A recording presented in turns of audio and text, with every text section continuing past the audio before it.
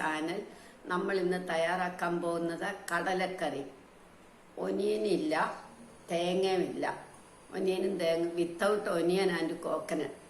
എങ്ങനെയാ വളരെ ടേസ്റ്റി ആയിട്ട് എങ്ങനെയാ തയ്യാറാക്കുന്നതെന്ന് നമുക്ക് നോക്കാം. ഉള്ളിയും വേണ്ട, തേങ്ങയും വേണ്ട, ഒന്നും വേണ്ട. അരക്കപ്പ് കടല കുതിർത്തതായത് ഇതിനകത്തേക്ക് നന്നായിട്ട് വെള്ളം ഒഴിച്ച് വേവിക്കുക. ഒരു 2 കപ്പ് വെള്ളം ഒഴിച്ച് വേവിക്കണം. 2 കപ്പ് വെള്ളം ഒഴിച്ച് വേവിച്ചിട്ട് ആദ്യം 5 വിസിൽ, അത് കഴിഞ്ഞ് എടുത്ത ഉപ്പിട്ടിട്ട് നമുക്കൊരു 2 വിസിലൂടെ കേൾപ്പിക്കാം. 5 വിസിൽ കേൾക്കട്ടെ.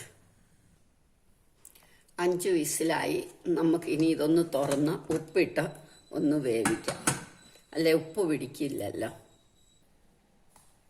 ഇപ്പോൾ അളവ് പറയണ്ട, ഓരോരുത്തർക്കും ഓരോ പോലെ. ഇനി ഒരു 2-3 വിസിലൂടെ കേൾക്കട്ടെ. ഇനി കടല വേവുമ്പോഴത്തേക്ക് നമുക്ക് ഇതേമാതിരി ഒരു ചീനച്ചട്ടി അടുപ്പേ വെക്കണം. അത് കഴിഞ്ഞ് നമുക്ക് സാമ്പാർ പൗഡർ, മല്ലിപ്പൊടി, മുളക് പൊടി, ജീരകപ്പൊടി, മഞ്ഞപ്പൊടി, കുരുമുളക് പൊടി, ഗരം മസാല പൗഡർ ഇത്രയും നമുക്ക് വഴറ്റിയെടുക്കണം.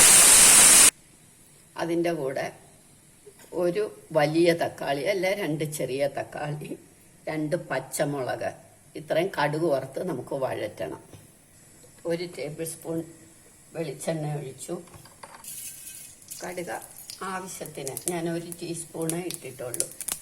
ഇനി നമുക്ക് പച്ചമുളക് കീറിയതും തക്കാളിയും കൂടെ. കടുക് വറക്കുമ്പോൾ ചുമന്ന മുളക് 2, പച്ചമുളക് 2, തക്കാളി കടുക് വറുത്ത് കഴിഞ്ഞ് നമ്മളിടണം.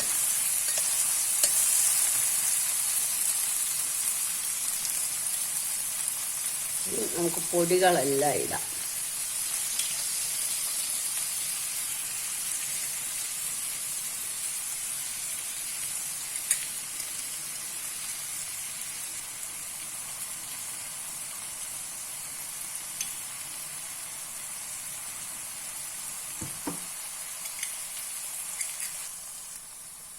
നമ്മൾ കടലയ്ക്ക് ഉപ്പിട്ടു, ഇതിനും കുറച്ച് ഉപ്പിടണം. കണക്കാക്കിയേ ഇടാവുള്ളൂ.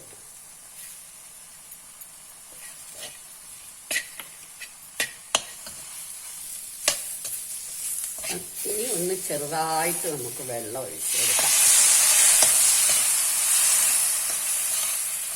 കുറച്ചും കൂടെ വെള്ളം. ഇത് വീണ്ടും കിടന്ന് വെന്ത് വഴലട്ടെ.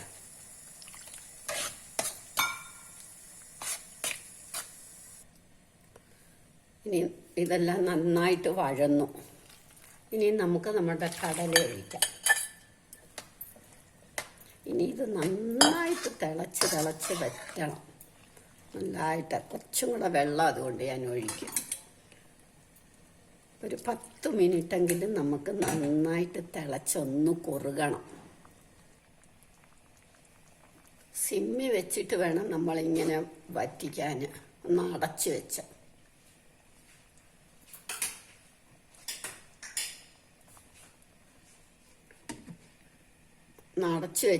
സിമ്മിൽ അടച്ചു വെച്ച് വേണം നമ്മൾ ഇത് ഒരു 5 മിനിറ്റ് നന്നായിട്ട് തിളയ്ക്കണം. ആ കടലയിലോട്ട് സ്വാദൊക്കെ പിടിക്കണം. അത് കഴിഞ്ഞ് നമുക്ക് 1 ടീസ്പൂൺ കോൺഫ്ലവർ വെള്ളത്തിൽ കലക്കി ഒഴിക്കണം. കോൺഫ്ലവർ വെള്ളത്തിൽ കലക്കി നമ്മൾ ഒഴിക്കുക.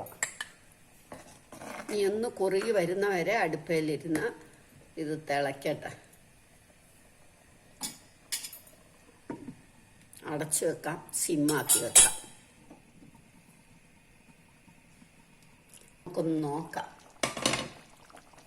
നല്ല മണമൊക്കെ വരുന്നുണ്ട്. നല്ല കുറുകി നല്ല പാകമായി. നിങ്ങളെല്ലാവരും ഇത് ട്രൈ ചെയ്ത് നോക്കണം. ഇഷ്ടമായെങ്കിൽ ലൈക്ക് ചെയ്യണം. നമുക്ക് 1 മിനിറ്റ് കഴിഞ്ഞിട്ട് സെർവിങ് ഡിഷിലേക്ക് എടുക്കാം.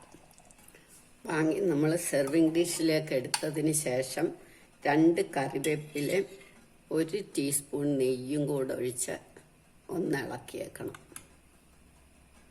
എല്ലാവരും ഇത് ട്രൈ ചെയ്ത് നോക്കണം. ഇഷ്ടമായെങ്കിൽ ലൈക്ക് ചെയ്യണം, സബ്സ്ക്രൈബ് ചെയ്യണം.